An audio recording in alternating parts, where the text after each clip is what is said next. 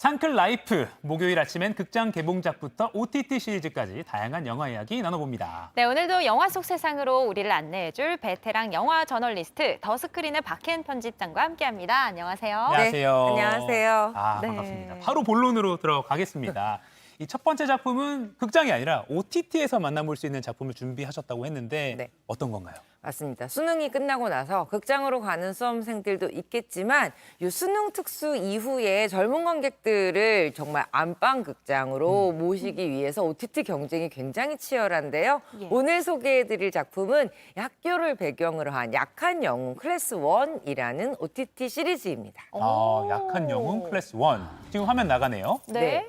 이 작품은 웹툰 원작으로도 굉장히 유명했던 작품이에요.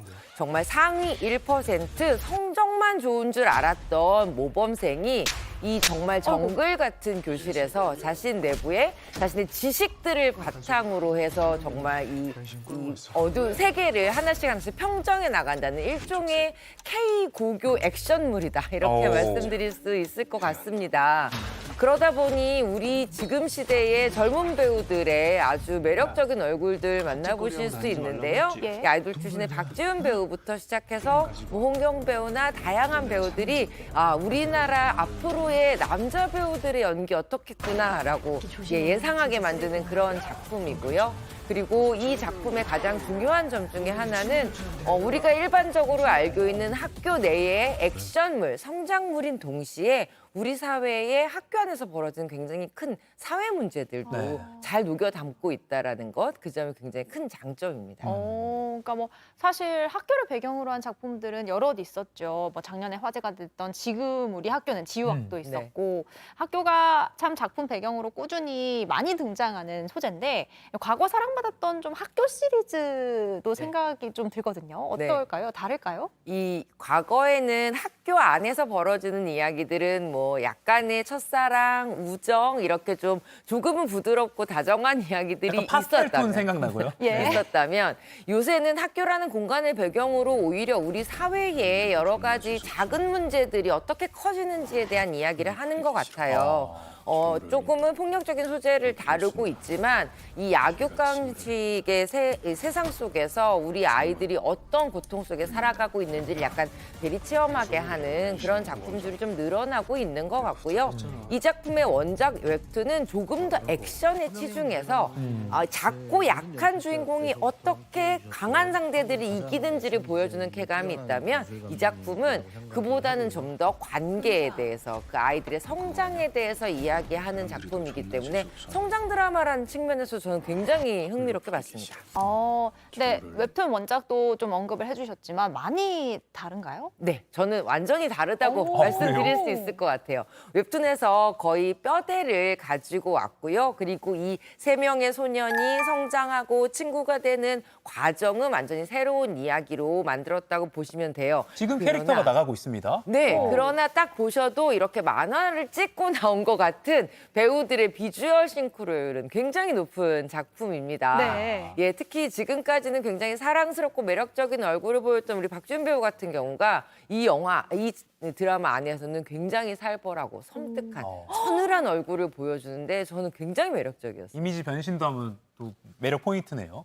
이게 앞서 이 작품이 OTT 공개 전에 부산국제영화제에서 소개가 됐다라고 또 극찬을 많이 받았다고 들었어요. 근데 요새는 이 OTT 작품이 영화제에서 많이 웰컴, 환영받는 그런 분위기인가요? 맞습니다. 우리나라의 부산국제영화제에도 말씀하셨던 온스크린이라는 섹션을 만들어서 이제 곧 방영을 앞둔 OTT 작품 중에 작품성과 완성도 높은 작품들을 소개하고 있어요. 그중에 이번에 약한 영웅 클래스 1도 부산국제영화제에 초청을 받아서 큰 스크린에서 3회까지 관객들과 함께 영화처럼 보기도 했는데요. 네. 저는 요새 이게 어떤 플랫폼에서 상영을 하느냐 때문에 OTT와 극장으로 나누고 있지만 예. 콘텐츠 퀄리티는 OTT 작품을 극장에서 봐도 전혀 빈 화면이 보이지 않을 만큼 완성도 높은 작품 이 점점 늘어나고 있어서 작품의 경계라는 것이 점점 무너지지 않나 우리는 새로운 포맷을 기다려야 하는 게 아닌가라는 생각도 했습니다. 아, 그렇군요.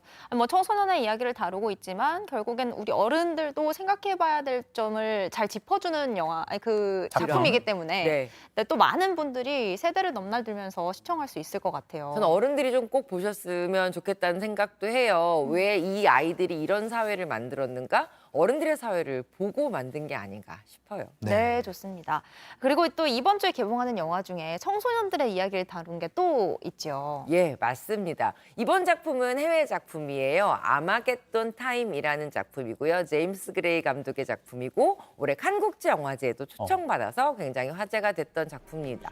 이 작품은 1980년대 뉴욕 퀸즈를 배경으로 예술가를 꿈꾸는 12살 소년이 가족들과 함께 약간은 갈등하고 약간은 그 안에서 성장하면서 자신의 진로, 정체성을 찾아가는 이야기라고 할 수 있어요. 가족의 이야기이지만 또 감독의 굉장히 자전적인 이야기이기도 하고요. 1980년대라는 미국 사회상을 한 가족 안에 투영해서 보여준 또 사회적인 작품이기도 합니다.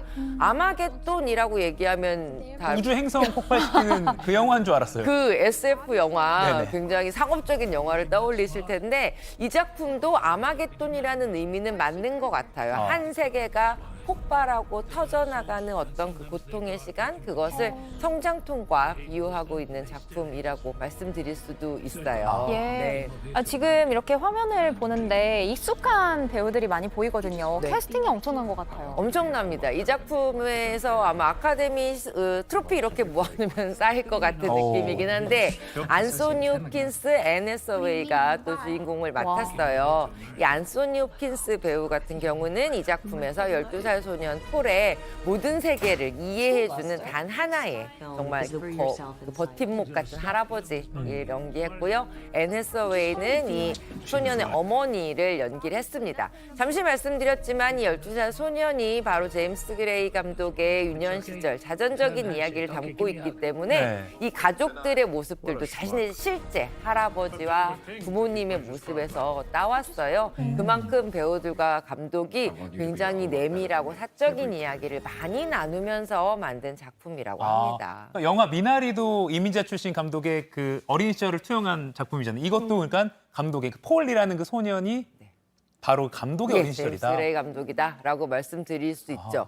심지어 그 동네의 모습까지도 모두 다 실제 감독이 살고 있었던 집 주변을 거의 재현했고요. 집의 모습 하나하나, 양탄자, 벽지 하나하나까지 어린 시절 앨범에서 사진을 떼와서 미술을 만들었을 정도라고 해요. 그렇게 자신의 기억을 고스란히 영화 속에 투영한 이유는 뭐 여러 가지가 있겠지만 그중에 가장 정직한 영화를 만들고 싶었기 때문이다라는 이야기를 했어요. 그 제임스 그레이 감독의 그 기억을 통해서 새롭게 재현된 1980년대 미국 사회를 정말 실제처럼 만나보실 수 있고요. 그리고 그 시대에 대해서 제임스 그레이 감독은 우리는 그 억압의 시대를 어떻게 견뎌왔는지 어떻게 보면 반성에 대한 영화다라는 이야기를 남기기도 했습니다. 이 작품 중요한 배우들 많이 나오지만 그중에서도 안소니 홉킨스의 얼굴을 보고 있는 그 순간만큼은 우리 모두 다 유년 시절로 돌아가서 단 한 명의 버팀목이자 기댈 곳인 할아버지와 이야기를 나누는 것 같은